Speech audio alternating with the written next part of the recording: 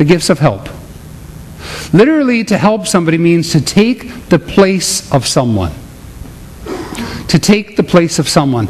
If you have the gift of help, you typically serve as up there, serve behind the scenes to free up and to support somebody else.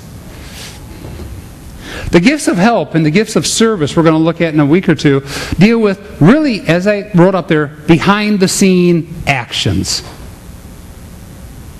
The gifts of help. The gifts of help, service, and mercy. There are what some people call spiritual mixes or spiritual groups of gifts. And maybe when you took your assessment, you found out that, wow, there's 2 or 3 things that I'm up sort of high in together. Helps, mercy, and service tend to be one of those groupings. Exhortation, prophecy, the ones that deal with speaking tend to be a group together. Doesn't mean that you're high in all of them, but they tend to sort of go up together. The helps, behind the scenes, to free up those who need to be able to do the work of God. Galatians 6 chapter 2 says this.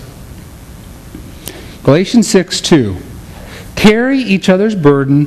In this way you will fulfill the law of Christ. A person who has the gifts of help is willing to do whatever it takes behind the scene to help somebody else. It is a person who frees up others to do their ministry. We have some people here in the congregation that do it. We have one individual. I didn't ask him if I could use his name, so I won't. But he's here, if not 4 or 5 times a week. And he's doing stuff behind the scenes constantly, which frees up Kim and myself from having to do those things. I don't know if he scored high on the gifts of help, but I would think he would, either help or service. He's doing that behind the scenes so that we don't have to do it. That's a gift of help. That's the ability to say, I don't need to be out front, but I'm going to serve God in whatever way I can, and I'm going to allow other people to have that time that they need. The gifts of helps really goes into, if we took more time, we could look in the book of Acts. When the church is growing, and the disciples say, whoa, man, we are out there preaching and teaching. We are healing. We are doing what God's calling us to do.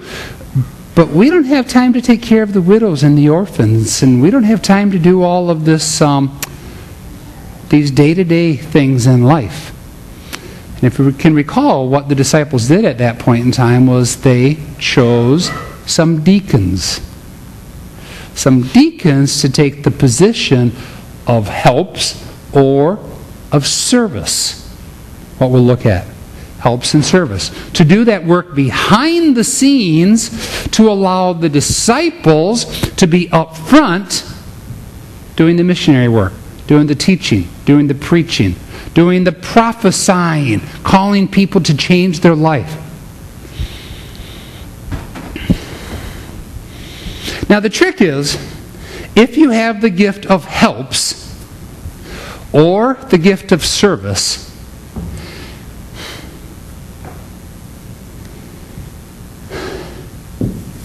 don't be a Martha. You know what I mean with that? Remember the story when Jesus and the disciples come to Mary and Martha and Lazarus?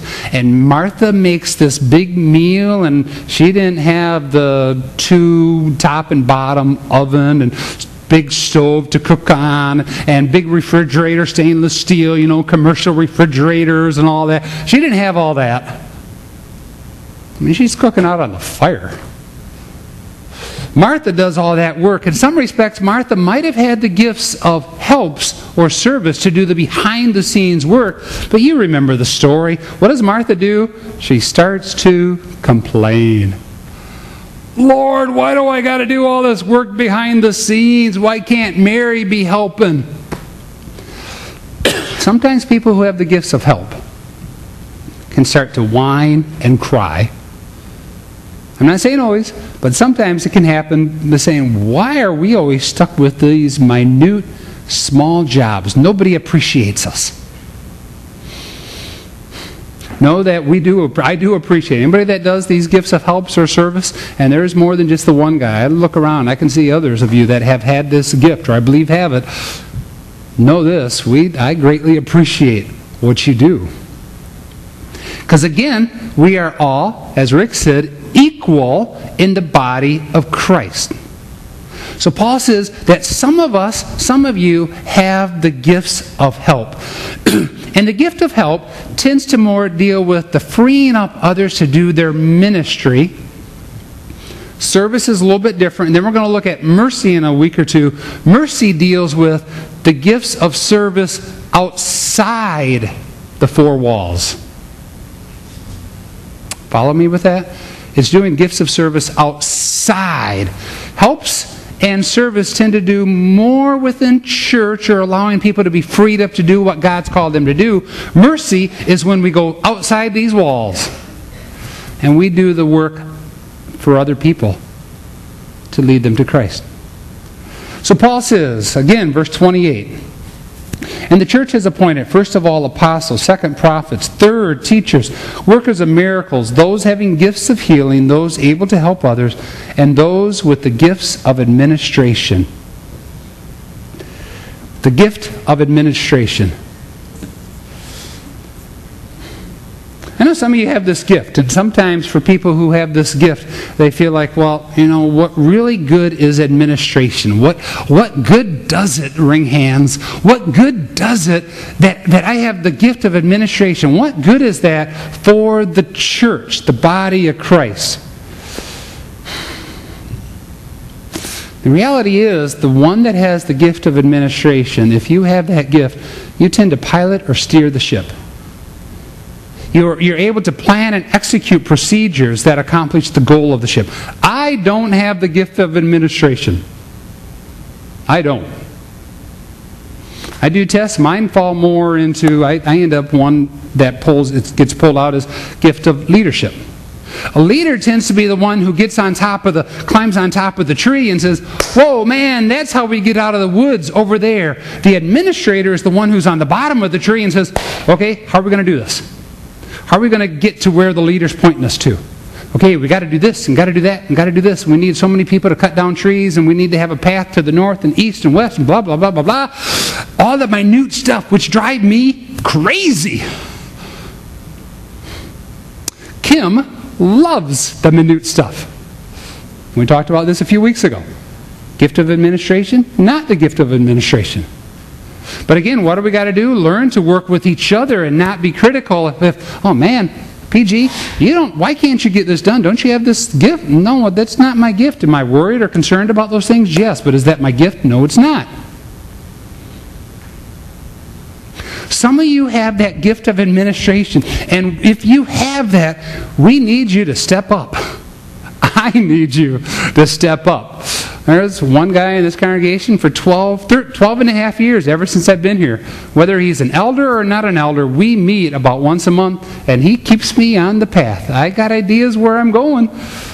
I got ideas where I believe this church should be going in the future, and trying to present some of those, but there also has to be those people, those of you that have that gift of administration. And you need to remember, if you break this word up, administration, what do you get?